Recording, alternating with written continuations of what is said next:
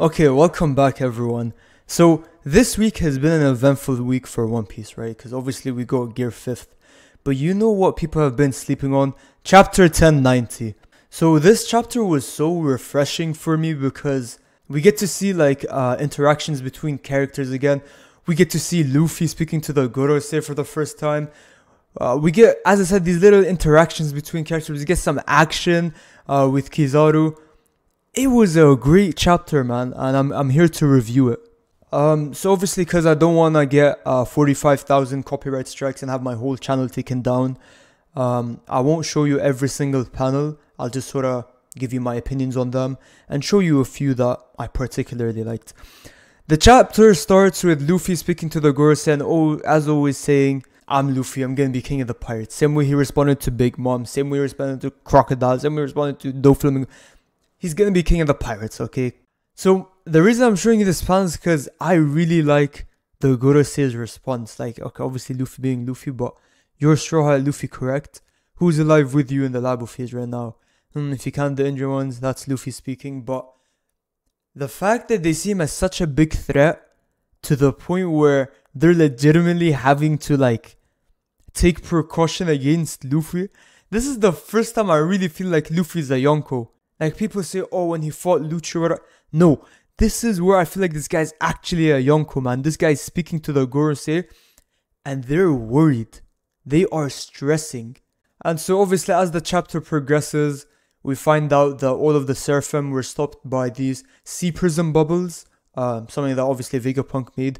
Which honestly, I kind of like characters like Vegapunk because they can just add anything to the story and they'll be like, oh, he's a scientist. They could just create that, right? Like there doesn't have to be a lot of logic behind that. There doesn't have to be any big controversy. This guy's a scientist. He could make it. He made it. Deal with it. But one part that I liked in particular was the fact that the genetic coding of Boa Hancock was so close to the real one that even the Seraphim version of her fell for Luffy. The chapter continues with them essentially not being able to escape because York put this password, and she didn't share with the other Vegapunks, so nobody can really escape. But one thing that has gotten me so hyped, we have been waiting for this since Little Garden. We have been waiting for this for over 800, 900 chapters. Vegapunk just lets us know that the next location is Elbaf, and Luffy and Usopp's reaction is every One Piece fan's reaction to Elbaf. We're finally going there. Like the land. This is where Usopp's gonna shine after 300-400 chapters of this guy doing absolutely nothing since Dressrosa. We are finally gonna see the Usopp comeback. But yeah, the chapter essentially the chapter progresses by them making an escape plan so they can get out of here. They said they're trying to crack the code and all of that. Yeah, so Frankie, one of the Vegapunks, I forgot her name, Luffy and Bonnie are going to the Straw Hat ship, to the Sunny, because they want to take it to the other side of the island so they can escape from there. And this is one of those small interactions that I really liked, where Luffy's saying, I'll definitely miss the food here. And Bonnie says, same here. We won't get to eat any more of it tomorrow, so let's bring some pizzas. And then Luffy says, we have cheese on the ship, don't worry. Sanji can make some for us. I see, what a great man. Skilled at cooking and strong at the same time. Strong in battle. I can't read!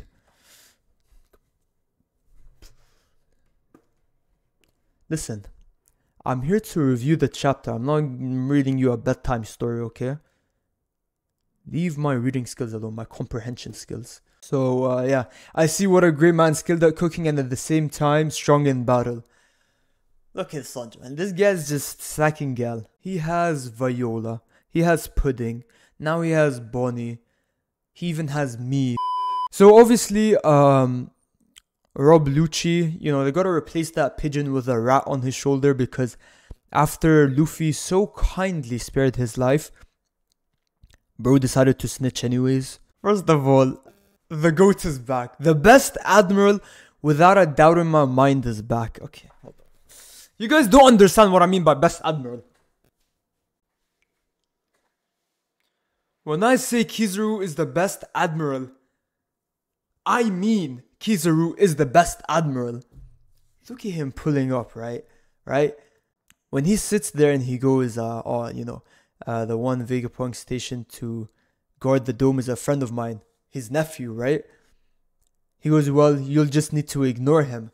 Jupiter's not honoring Sentomaru, who destroyed Luffy pre-time skip. Even though Luffy beat him. Whatever. Kizaru. Trying to think of a name for him. I can't ignore a man who's determined to fight for his duty. Doing that will go against my ideals. Everyone since the beginning of the show. Oh, Kizaru is lame. This guy's just the government's dog. Who's slapping that? He's better than Aokiji. Okay, Aokiji gets beaten in a fight. Oh, I'm gonna go to the Jumpbeard Pirates. This guy was so sad that I kind of beat him up. This guy had to become a pirate. Okay. Green Bull. Green Bull is the Celestial Dragon's dog. Okay, he's the one who sat there and started calling them a superior race to everyone. This guy's weird. He was so hyped up too. This guy's just weird. Just to be scared off by Shanks's hockey, bro. Oh my, bro was brought to his knees. That is out. As a grown man, how do you go to your knees from someone's hockey?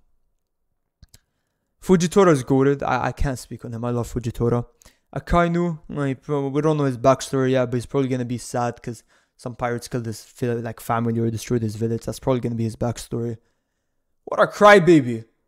Kizaru's the GOAT and he'll forever be the GOAT and no one will ever replace him. Oh, and if anybody brings up what Shanks did to him in movie Red, that's not canon. And Kizaru was just simply there to have fun. He didn't want to, he wanted Shanks to look good in front of his niece, right? Or his daughter. He just wanted Shanks to look good in front of his daughter. He didn't want to embarrass Shanks in front of Uta and his crew, right? So he let him win. That's all there was to it, right? Kizaru makes his way onto the island, shoots a bajillion beams. And I think that means uncle, I don't know. Sentomaru's ready. This guy, 2 years later, still does not have a neck. What is wrong with this guy? Prepare yourself, Sentomaru. And Sentomaru says, my defense is the toughest in the world. With a body that humongous, if it wasn't, I'd be concerned, my boy. Yo, why is there just a hole? Oh, what's going on here? Anyways, yeah. I'd be concerned if your defense wasn't that strong. You're like Gear 4 Tank Man 24/7, bro. And this is the part where everyone's talking about. Where people say that Luffy sensed Kizaru coming. Now, as I said, #1 Kizaru fan till I die. But bro did not sense him coming. He probably senses him, but like the reason he has this expression is because somebody literally said there's light coming from below. And Luffy's been, imagine traumatizing the main character so badly that not when he sees you, not when he hears you, not when he confronts, no, when he just sees light, PTSD kicks in. Says, hey, someone very strong is coming. Bro's acting like he didn't turn Kaido into a jump rope. Bro is acting like he is not one of the Yonkos. Bro is... But yeah, very intense chapter. I really enjoyed it. It was I missed the Straw Hats, man. We were on Pirate Island and with the Gorosei and whatever else for too long. But to finalize this, what I do want to say before I end the video is that Kid's crew has been demolished and his boat has been demolished, his ship. Which means that he's either dead, which he's not, or he's stuck on Elbaf. And they're going to Elbaf after this. And I'm assuming Shanks isn't going to be in Elbaf. I'm assuming Shanks would have left somewhere because him and Luffy could never meet. I don't know why. If they meet next arc, I'm going to lose it. But I'm going to assume Shanks is going to have some business with the Gorosei after the Egghead incident or something.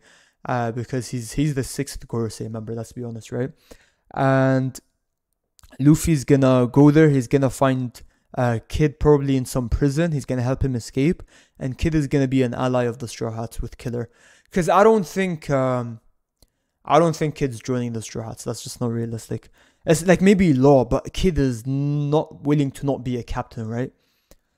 Now here's the part where you guys, you're gonna go come and be like, okay, this guy's a typical One Piece there. So what's going on in this guy's brain? Seeing that Law and Beppo were the only two to make it out, Kid and Killer are most likely going to be the only ones to make it out. What if the Straw Hats get separated for some reason? Kizaru messes them up, which would be so bad for the One Piece like power scaling, because how is Luffy going to beat Kaido, but then Kizaru going to beat the entire Straw Hats? That would be outrageous. But maybe for whatever reason, ooh, what if during the escape the Straw Hats have to separate? I just thought of this, and then Luffy and Usopp end up together going to Elbaf, maybe even with Robin, because maybe there's like a road poneglyph there. Like they separate into like a group of 3 or 4, and each part of them separate, and one of them, one side of the group ends up with Law and Beppo, and the other side ends up with Kid and Killer.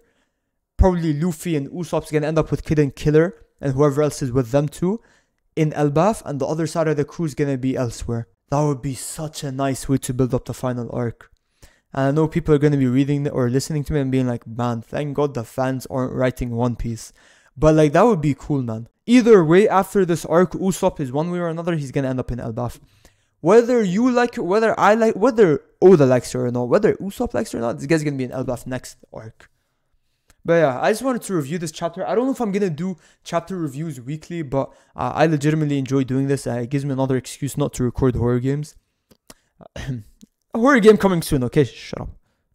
Horror games, maybe I'll make one again. Maybe I'll start doing monthly horror games, like 1 horror game per month, right?